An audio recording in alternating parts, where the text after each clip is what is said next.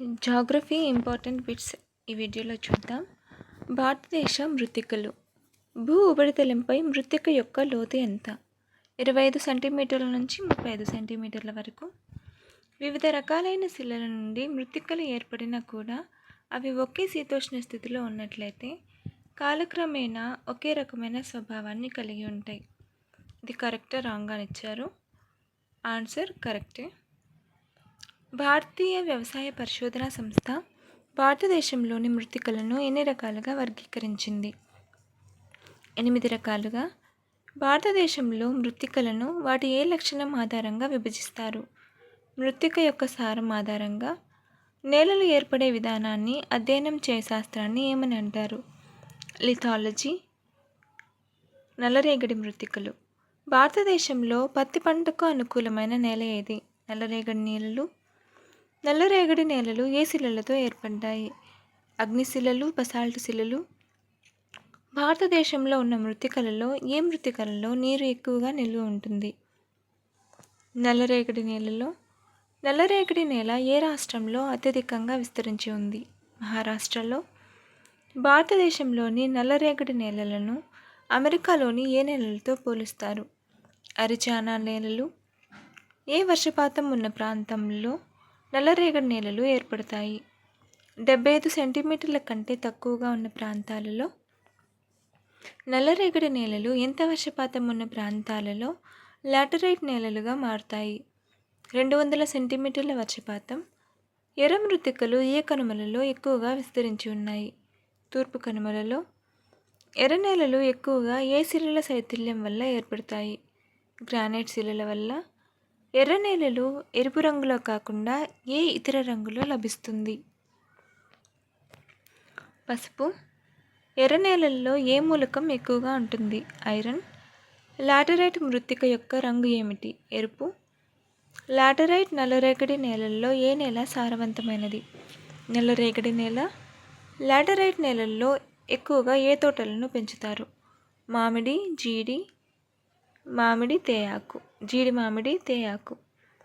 ఒండ్రు మట్టి నేలల్లో లోపించు మూలకం ఏది? నత్రజని. అతి సులువుగా దున్నగలిగే భారతీయ నేల ఏది?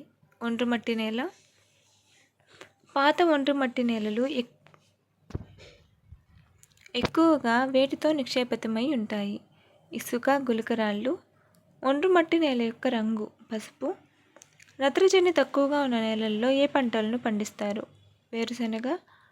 భారతదేశంలో మృత్తికా క్రమక్షయం అత్యధికంగా దేనివల్ల ఏర్పడుతుంది? వరదల వల్ల. భారతదేశంలో ఎర్ర నేలలు ఎర్రగా ఉండడానికి ముఖ్య కారణం ఐరన్ ఆక్సైడ్. నల్లరేగడి నేలలు నల్లగా ఉండడానికి ప్రధాన కారణం ఫెర్రస్, మెగ్నీషియం ఆక్సైడ్. ఏ భూస్వరూప ప్రక్రియ వలన లాటరైట్ నేలలు ఏర్పడతాయి? లీచింగ్. పర్వత నేలలను ఏమని పిలుస్తారు? పోర్జోలిక్ నేలలు.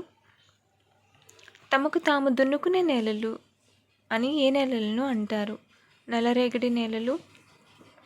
నల్లరేగడి లేని పీఠభూమి ఏది? కథియావార్ పీఠభూమి, గుజరాత్. భారతదేశంలో రిపారియన్ క్రమక్షయం అధికంగా జరిగే రాష్ట్రం ఏది? పశ్చిమ బెంగాల్. సుందర్బన్ డెల్టా ప్రాంతంలో అత్యధికంగా విస్తరించి ఉండే నేలలు ఒండ్రు మట్టి నేలలు. ఎర్ర నేలల్లో అధికంగా వేటిని పండిస్తారు? పప్పు ధాన్యాలు. ఎర్ర నేలలో అత్యధికంగా ఉన్న రాష్ట్రం ఏది? తమిళనాడు. జీవ పదార్థ సంచయనం అత్యధికంగా జరగడం వల్ల ఏర్పడే నేలలు పిట్ నేలలు. నల్లరేగడి నేలల పరిశోధన కేంద్రం ఎక్కడ ఉంది? బళ్ళారి. ఎడారి నేలల పరిశోధన కేంద్రం ఎక్కడ ఉంది? Jodhpur. Indian institute of soil science ఎక్కడ ఉంది? భోపాల్. పీట్ నేలలను కేరళలో ఏమని పిలుస్తారు? కర్ర నేలలు. భారతదేశంలో మృత్తికా క్రమక్షయం ఏ రాష్ట్రంలో జరుగుతుంది? ఒడిషా. పాత ఒండ్రు మట్టి నేలలను ఏమని అంటారు? భంగర్. కొత్త ఒండ్రు మట్టి నేలలను ఏమని అంటారు? ఖాదర్. నల్లరేగడి నేలలకు గల మరో పేరు రేగడ్. భారతదేశంలో అత్యధికంగా ఏ నేలలు విస్తరించి ఉన్నాయి? ఎర్ర నేలలు. ఒండ్రు మట్టి నేలలు ఏ రకానికి చెందిన మృత్తికలు? అజోనల్. పీటీ నేలలు అత్యధికంగా ఏ రాష్ట్రంలో ఉన్నాయి? కేరళ. ఏ నేలల్లో హ్యూమస్ ఎక్కువగా ఉంటుంది? పర్వత ప్రాంత నేలలు.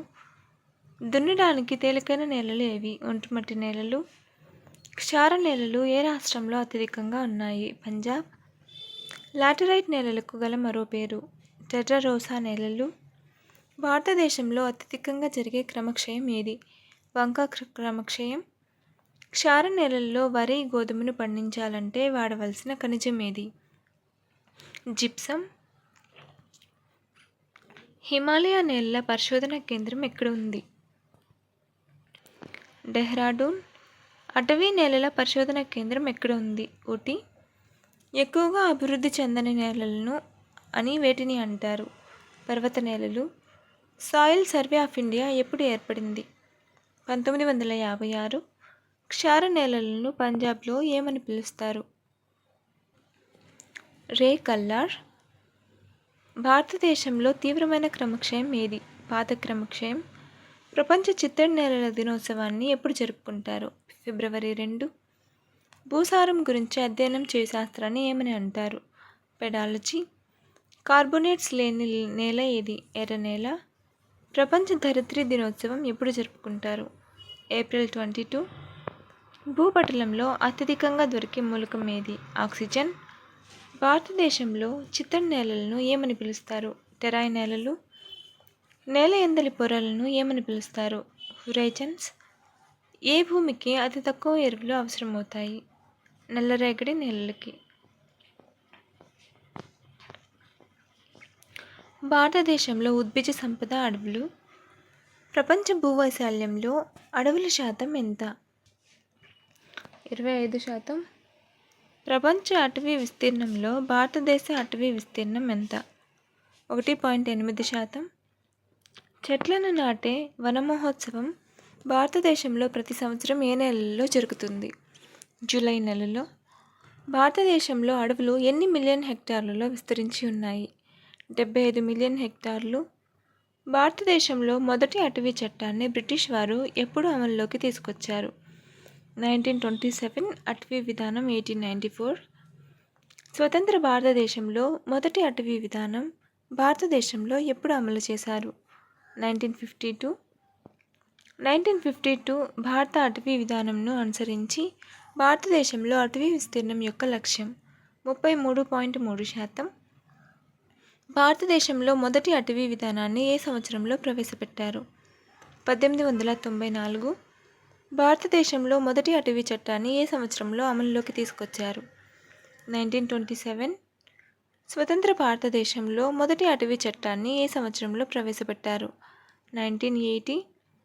స్వతంత్ర భారతదేశంలో రెండవ అటవీ విధానాన్ని ఏ సంవత్సరంలో ప్రవేశపెట్టారు? 1988. ఏ రాజ్యాంగ సవరణ ద్వారా అడవులను రాష్ట్ర జాబితా నుంచి తొలగించి ఉమ్మడి జాబితాలో చేర్చడం జరిగింది? 42వ రాజ్యాంగ సవరణ ద్వారా 1976లో. ఫారెస్ట్ సర్వే ఆఫ్ ఇండియా సంస్థను ఏ సంవత్సరంలో స్థాపించడం జరిగింది? 1981. 2021లో ఫారెస్ట్ సర్వే ఆఫ్ ఇండియా విడుదల చేసిన ఇండియన్ స్టేట్ ఫారెస్ట్ రిపోర్ట్ ఎన్నవది? 17వది. ఫారెస్ట్ సర్వే ఆఫ్ ఇండియా అటవీ విస్తీర్ణంను లెక్కించడానికి ఉపయోగించే ఉపగ్రహం ఏది? IRS Resourcesat 2. క్రింది వాటిని జతపరచండి. దట్టమైన అడవులు, మధ్యస్థ అడవులు, ఓపెన్ ఫారెస్ట్. చెట్ల పందిరి 40% కన్నా ఎక్కువ, చెట్ల పందిరి 70% కన్నా ఎక్కువ, చెట్ల పందిరి 10% కన్నా ఎక్కువ. ఆన్సర్: దట్టమైన అడవులు, చెట్ల పందిరి 70% కన్నా ఎక్కువ, మధ్యస్థ అడవులు, చెట్ల పందిరి 40% కన్నా ఎక్కువ, ఓపెన్ ఫారెస్ట్, చెట్ల పందిరి 10% కన్నా ఎక్కువ. భారతదేశంలో అత్యధికంగా ఉన్న అడవులు ఏ రకానికి చెందినవి? Open forest 9.4%. భారతదేశం జీవ వైవిధ్యత సంరక్షణ. కునో జాతీయ పార్కు ఎక్కడ ఉంది? మధ్యప్రదేశ్. దిహాంగ్ పట్కాయ్ జాతీయ పార్కు ఎక్కడ ఉంది? అస్సాం. రైమోని జాతీయ పార్కు ఎక్కడ ఉంది? అస్సాం. జాతీయ పార్కుల్లో పంట చెరకు, అటవీ ఉత్పత్తులు సేకరించడం, పశువులను మేపడం నిషిద్ధం. ఇది తప్ప లేదా ఒప్ప అని ఇచ్చారు. సో ఒప్పు. వన్యమృగ సంరక్షణ కేంద్రాలలో వంట చెరకు, అటవీ ఉత్పత్తులు సేకరించడం, పశువులను మేపడం నిషిద్ధం. ఇది తప్పా ఒప్పా? ఆన్సర్ తప్పు. వన్యప్రాణులకు కీడు కలిగించకుండా ప్రజా కార్యకలాపాలు జరపవచ్చు. ప్రస్తుతం జాతీయ పార్కుల సంఖ్య 106. భారతదేశంలో అతిపెద్ద జాతీయ పార్కు ఏది? Kaziranga national park, Assam.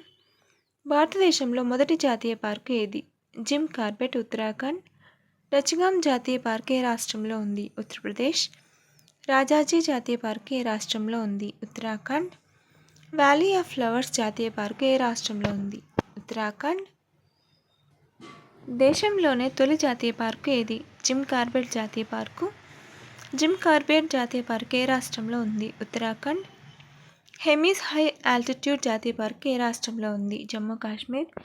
సలీం అలీ పక్షి సంరక్షణ కేంద్రం ఏ రాష్ట్రంలో ఉంది? జమ్మూ కాశ్మీర్. కిస్తవార్ జాతీయ పార్క్ ఏ రాష్ట్రంలో ఉంది? జమ్మూ కాశ్మీర్. లచిగామ్ జాతీయ పార్కులో కనిపించే వింత జంతువులు ఏవి? హంగుల్, ఎరుపు రంగు కాశ్మీర్ దుప్పి. సలీం అలీ పక్షి సంరక్షణ కేంద్రం ఏ కోడికి ప్రసిద్ధిగాంచినది? హిమాలయన్ మంచుకోడి. పెద్ద పులులకు ప్రసిద్ధిగాంచిన ఉత్తరాఖండ్లోని జాతీయ పార్కు ఏది? జిమ్ కార్బెట్ జాతీయ park. Follow for more videos.